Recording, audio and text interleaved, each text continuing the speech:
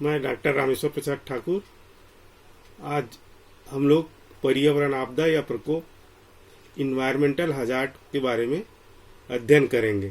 तो सबसे पहले देखते हैं ये पर्यावरणीय आपदा का अर्थ क्या है। ये अचानक होने वाली विध्वंसकारी घटनाओं को आपदा कहा जाता है, जिससे व्यापक भौतिक क्षति व जान माल को नुकसान होता है। पर्यावरणीय आपदाएं सदैव या हमेशा आकस्मिक होती है, जो समाज या पर्यावरण को नकारात्मक रूप से प्रभावित करता है।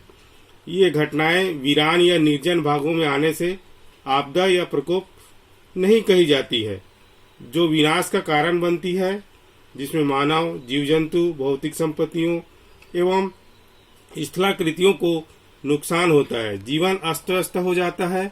इन घटनाओं से मानवीय, भौतिक, पर्यावरणीय तथा सामाजिक क्रियाकलाप को व्यापक तौर पर प्रभावित करती है। प्राचीन काल से मानव इन पर्यावरणीय आपदाओं से सामना करता रहा है और यह क्रम आज भी जारी है, क्योंकि इन आपदाओं पर मानव का नियंत्रण नहीं के बराबर है। कहने का मतलब है ये मानव इस पर सिर्फ बचाव कर सकता है और कभी कभी इसका खुद कारण होता है इन आपदाओं का आने का। पर्यावरणीय आपदाओं से अधिक प्रभावित मानव स्वयं है, और ये स्वयं अपने कारणों से भी है। जैसे नदियों किनारे अधिवासों के निर्माण से वह स्वयं बाढ़ से पीड़ित है, उसी प्रकार पर्वतीय भागों में या नवीन निर्मित पर्वतीय भागों में भूस्खलन से प्रभावित है। इन आपदाओं की सघनता या तीव्रता उन भागों में अधिक होती है जहां सघन जनसंख्या निवास करता हो, क्योंकि वहां विकास के सभी साधन निर्मित होते हैं। सभी के नष्ट होने से व्यापक हानि होती है तथा मानव जीव जंतु की मृत्यु हो जाती है, जबकि विरल भागों में यह कम नुकसान पहुंचाता है। आगे और देखते हैं ये पर्यावरण आपदा या इन्वायरमेंटल हजार्ड के बारे में। प्रकृति की मूलभूत प्रक्रिया परिवर्तन है, जो निरंतर कार्य करती रहती है। यह परिवर्तन धीरे धीरे या तीव्र गति से भी हो सकती है। धीरे धीरे या तीव्र गति का मतलब है गति से तो बाढ़ आपदा आती है या भूकंप या ज्वालामुखी, लेकिन धीरे धीरे जो आपदा या प्रकोप होता है वह मानव निर्मित हो सकता है। जैसे स्थलाकृतियों, जैसे पर्वतों की ऊंचाई बढ़ना धीरे धीरे है, और भूकंप, ज्वालामुखी जो मैं आप लोग को पहले भी बताया अभी, ज्वालामुखी, भूकंप, ज्वालामुखी उद्गार, सुनामी, चक्रवात तीव्र एवं अचानक हो सकते हैं। इन्हें पर्यावरणीय या प्राकृतिक आपदा मान सकते हैं, जिनसे मानव एवं संपत्ति को नुकसान पहुंचाने की शक्ति होती है एवं जिसकी उत्पत्ति प्राकृतिक होती है। उसे प्राकृतिक पर्यावरण आपदा कह सकते हैं। पर्यावरणीय आपदा भूभौतिक घटना है जो बहुत बड़े मात्रा में आर्थिक परिसंपत्तियों के विनाश तथा जनधन के लिए खतरा बना हो। इसका प्रभाव समय काल एवं स्थान पर निर्भर करता है, जो भिन्न भिन्न हो सकता है।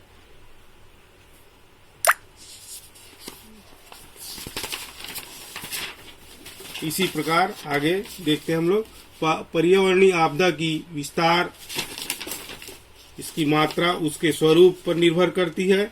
उदाहरण के लिए सुनामी विरल जनसंख्या या कगार वाले स्थानीय भागों में की तुलना में सघन जनसंख्या एवं लंबी तटीय मैदानी भागों में विनाशकारी हो सकती है। पर्यावरणीय आपदा की कुछ प्रमुख विशेषताएं को देखते हैं हम लोग। ये मानव जनित नहीं होते, मानव जीवन एवं स्थलाकृतियों पर प्रभाव डालते हैं। इन आपदाओं के आने का अनुमान लगाना कठिन है। ये प्रायः शक्तिशाली होते हैं। ये पहला विशेषता मैं बताया, जैसे आप लोग को मानव जनित नहीं होते। तो इसमें प्राकृतिक जो आपदा होती है वो है, मानव निर्मित आपदा इसमें शामिल नहीं है।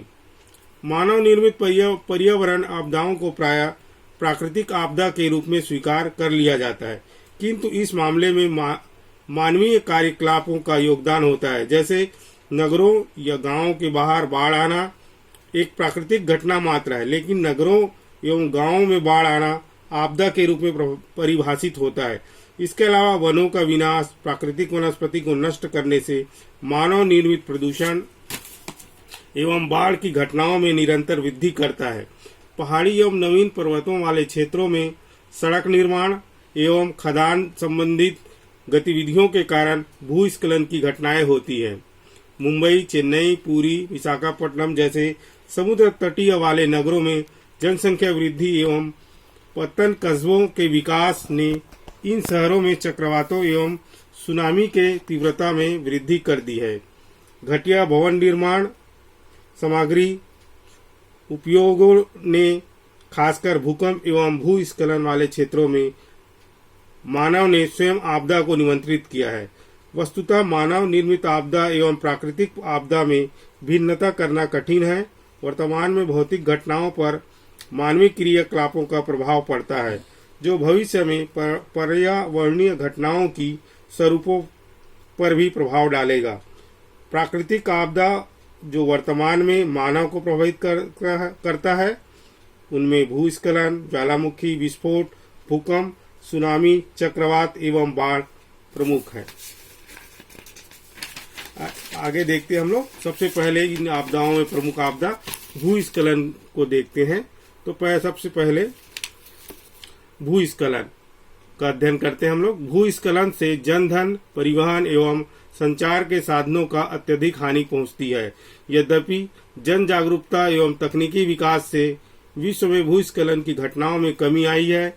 यद्यपि कगारी, किनारा, ढालू, कैनियनों एवं नवीन पर्वतों के अस्थिर सीमाओं में बढ़ते जनसंख्या के दबाव के कारण निरंतर भूस्खलन का खतरा में वृद्धि हो रही है। यद्यपि भूस्खलन प्राकृतिक घटना है, किंतु मानवीय क्रियाकलापों द्वारा उत्प्रेरित किया जाता है। भूस्खलन गुरुत्वाकर्षण एवं कमजोर पकड़ के फलस्वरूप मृदा या शैल पदार्थ के घसाव, स्खलन, प्रवाह एवं पतन का सूचक है। भूस्खलन के स्थान पर वृहत संचलन भी कहा जा सकता है। वृहत संचलन के परिणाम स्वरूप निर्मित स्थल रूपों में को वृहत क्षरण कहते हैं। जब ढाल प्रवणता अपनी स्थिरता के कोण की प्रभाव सीमा को पार कर जाती है, तब वृहत संचलन की घटना घटित होती है। आगे हम लोग देखते हैं भूस्खलन के कारण क्या क्या है। तो आगे देखते हैं। सड़क के किनारों का कटाव, नदी अपरदन, भ्रंश वलन तथा कृत्रिम ढाल निर्माण द्वारा प्राकृतिक ढाल को समाप्त कर देने के कारण ढाल के अस्थिरता को जन्म देता है।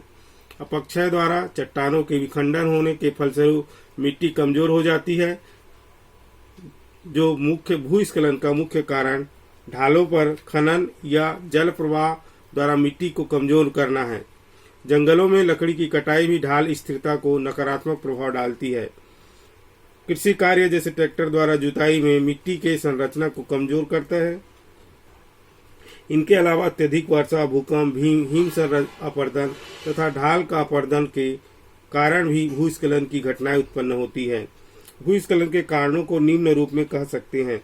आकस्मिक बलों से कंपन होने से, भूकंप के झटकों के कारणों से, भारी एवं तेज वर्षा से, मिट्टी के जमने एवं पिघलने से, मिट्टी की जगह हिम के जमने तथा पिघलने से, चट्टानों के अपरदन एवं अपक्षय से। आगे हम लोग देखते हैं भूस्खलन का प्रभाव। भूस्खलन का प्रभाव मानव पर कम होता है। भूस्खलन से नहरों में अवरोध तथा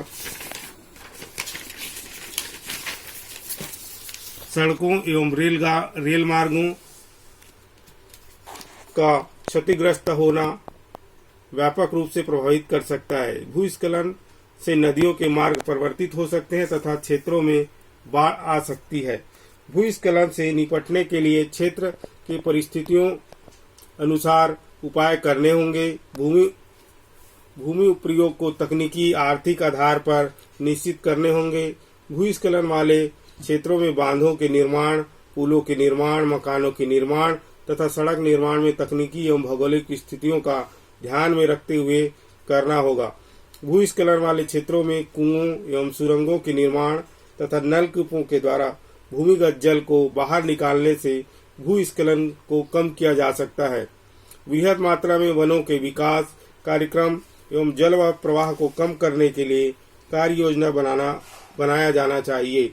झूम खेती की जगह स्थायी कृषि को प्रोत्साहित किया जाना चाहिए। भूस्खलन वाले क्षेत्रों में विकास परक कार्यक्रम को रोके जाने की आवश्यकता है या कम किया जाना चाहिए। हम आगे देखते हैं। आगे जो आपदा है वो ज्वालामुखी उद्गार या ज्वालामुखी विस्फोट। भूपट्टी में छिद्र या दरार जिसके माध्यम से पृथ्वी के आंतरिक भाग से लावा, गर्म जलवाष्प, गैस तथा धूल का धरातल पर उद्गार होता है, उसे हम लोग ज्वालामुखी क्रिया कहते हैं। उद्गारों के तीव्रता के आधार पर ज्वालामुखी 3 प्रकार की होती है। जागृत ज्वालामुखी जिसमें उद्भेदन की क्रिया निरंतर चलती रहती है। दूसरा प्रसुप्त ज्वालामुखी, ऐसे ज्वालामुखी एक बार सक्रिय होकर बहुत दिनों तक शांत रहते हैं, यह जिसमें नियमित या निरंतर उद्भेदन नहीं होता। तीसरा मृत ज्वालामुखी, ज्वालामुखी जो दीर्घकाल से शांत हो चुके हैं अथवा लंबे समय से जिनके पुनः उद्गार होने की संभावना नहीं है। कभी कभी मृत मान लिया गया ज्वालामुखी जागृत हो जाता है। उदाहरण के तौर पर अंडमान व निकोबार द्वीप में बैरन द्वीप। कारण, ज्वालामुखी आने का कारण क्या है? ज्वालामुखी कारण पृथ्वी के आंतरिक भागों में लावा के गर्म होने से, गैस एवं वाष्प के निर्माण से, धरातल के कमजोर भागों से इसका उद्भेदन होता है। कहने का मतलब है जहां पर गैस वाष्प इनको अपने दबाव को जहां पर से कम कर सकते हैं या धरातल के कमजोर भाग से जहां से निकल सकते हैं वहां पर इसका उद्भेदन होता है। तो ज्वालामुखी मानव जीवन को कैसे प्रभाव करता है आगे हम लोग देखते हैं। प्राकृतिक आपदाओं से ज्वालामुखी उद्गार प्रमुख है। सक्रिय ज्वालामुखी के निकट निवासरत मानव एवं जीव जंतु तथा मानव अधिवासों का विनाश होता है। लावा का प्रवाह, लयपिली व बमों की वर्षा, गैस मिश्रित राख, चट्टान के टुकड़े, उद्गार से उत्पन्न भूकंप तथा रासायनिक जलवाष्प से व्यापक नुकसान होते हैं। समुद्र तटीय क्षेत्रों में भूकंपी समुद्री तरंगे, जिसको सुनामी कहा जाता है, एक विनाशकारी आपदा है। मैक्सिको में सन 1948 में ज्वालामुखी उद्गार के फलस्वरूप एक दिन में 4 लाख टन लावा का फैलाव हुआ, जिसके कारण 750 वर्ग किलोमीटर क्षेत्र की जनसंख्या नष्ट हो गई या मृत्यु जिनकी हो गई तथा जन धन की अपार हानि हुई। ज्वालामुखी उद्गार से हानि होने के साथ साथ सकारात्मक प्रभाव भी होता है। ज्वालामुखी राख तथा धूल कृषि, फसल एवं उद्यान के लिए बहुत उपयोगी होती है। ज्वालामुखी चट्टानों के अपक्ष है व अपरदन से काली मिट्टी का निर्माण होता है जो कृषि के लिए उपजाऊ होती है, जबकि ज्वालामुखी लावा में निर्मित तीव्र ढाल कृषि एवं अधिवासों में बाधक होते हैं। इन ढालों में वन का विकास तेजी से होता है। ज्वालामुखी क्रिया से पृथ्वी में बड़े पठारों तथा ज्वालामुखी पर्वतों का निर्माण होता है। यद्यपि लावा प्रवाह से खनिज तत्व का अभाव पाया जाता है, यद्यपि लावा प्रवाह में खनिज तत्व का अभाव पाया जाता है, किंतु कालांतर में भूगर्भिक घटनाओं के परिणाम स्वरूप ज्वालामुखी चट्टानों में खनिज अयस्क पाए जाते हैं। जैसे दक्षिण अफ्रीका का प्रसिद्ध किम्बरलाइट चट्टानें एक प्राचीन ज्वालामुखी की नली है जिसमें वर्तमान में हीरा पाया जाता है। सक्रिय ज्वालामुखी के निकट भूमिगत जल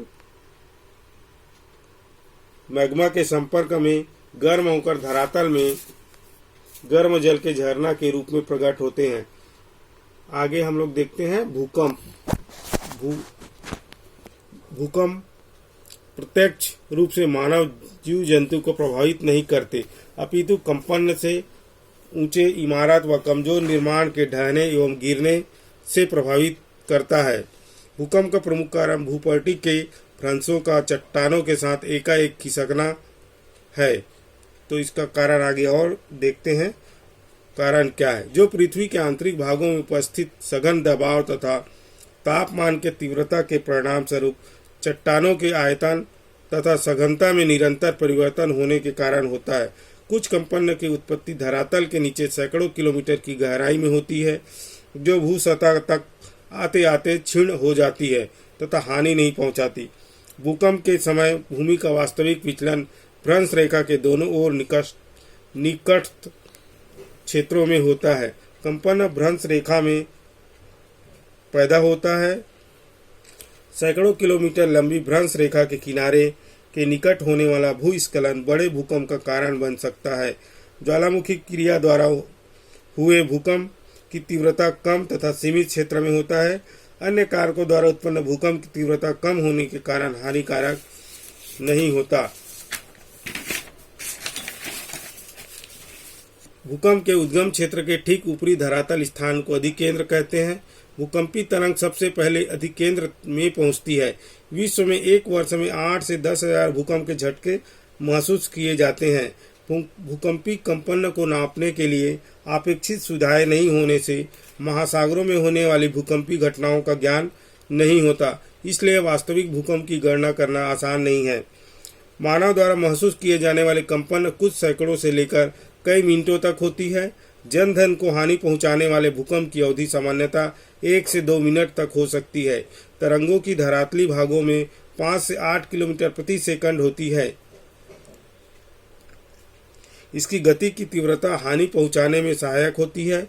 आंतरिक भागों में तरंगों की गति धरातल की तुलना में अधिक होती है। तो देखते हैं आगे हम लोग भूकंप से क्या प्रभाव पड़ता है। भूकंप के कारण धरातल पर भयंकर परिवर्तन होते हैं। तीव्र भूकंपों से भूपटल पर तनाव से दरारें बन जाती है। दरारों के निकटवर्ती भाग नीचे खिसक जाते हैं। कभी कभी तनाव के साथ संकुचन भी होता है, जिससे सड़क एवं रेल मार्ग नष्ट हो जाती है। स्थलीय भाग में जल प्रवाह में उलटफेर हो जाती है। इसके अलावा जल स्रोत का उदय, नदी मार्ग में बाधा, भूमिगत जल के प्रवाह में बाधा तथा स्थल रूप भागों में परिवर्तन आदि भूकंप के प्रभाव है। भारत में भूकंप की पेटी अल्पाइन हिमालय पेटी कहलाती है। भारत के भूकंप क्षेत्र पश्चिम में हिंदुकुश पर्वत से पूर्व में सादिया तक फैला है, जो कि भ्रंश के साथ फैला है। इसका विस्तार अंडमान निकोबार द्वीप समूह से इंडोनेशिया द्वीप समूह तक फैला हुआ है। पिछले 8 करोड़ वर्षों से भारतीय स्थल खंड के उत्तर की ओर खिसकने के कारण हिमालय क्षेत्र में भूकंप के झटके आते हैं। भारत में जबलपुर एवं किलारी में आए भूकंपों से ज्ञात होता है कि भूकंप हिमालय क्षेत्र के अतिरिक्त स्थिर भूखंडों में भी आ सकते हैं। कुछ विद्वानों ने इन भूकंपों का कारण बड़े बड़े बांधों के निर्माण को माना है, जबकि कुछ विद्वान इसे भूगर्भिक संरचना के कारण भूकंप को आना मानते हैं।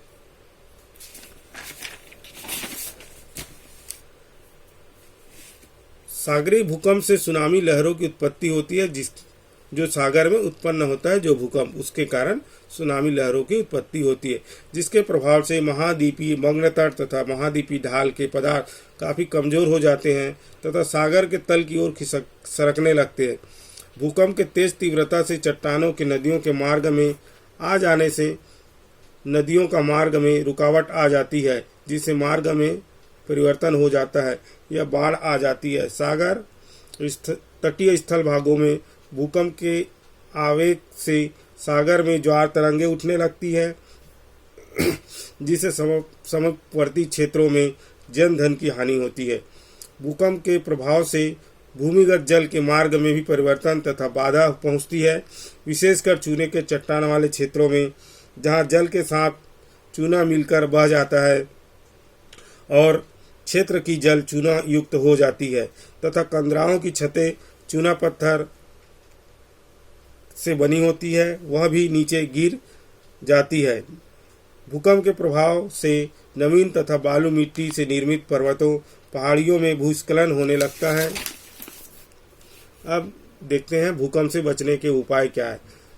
भूकंप पृथ्वी के आंतरिक भागों से जनित घटना है, जिसे मानव के लिए रोक पाना असंभव है। इससे बचा जा सकता है इसके प्रभावों से या हानि से। भूकंप के प्रभावों को कम करने तथा भूकंप से जनधन की हानि न हो, ऐसे उपायों को अमल में लाना होगा। भूकंप अधिकेंद्रों की स्थापना तथा भूकंप प्रभावित क्षेत्रों तक तत्काल सूचना पहुंचाने के लिए तकनीकी ज्ञान की खोज, मानव संसाधनों को तैयार करने की जरूरत है। भौगोलिक स्थिति तंत्र के उपयोग से प्लेट विवर्तनी के गति को निगरानी की जा सकती है। सभी भूकंपी संभावित क्षेत्रों में आपदा से होने वाली जनधन की मूल्यांकन की आवश्यकता है। इन क्षेत्रों में निर्माण कार्यों एवं भूमि उपयोग से जुड़े निर्देशकों का पालन किया जाना चाहिए। भूकंप के बारे में जन जागरूकता तथा शैक्षणिक प्रचारों द्वारा भूकंप से होने वाले हानि के प्रति आम जन को जागृत करने की आवश्यकता है।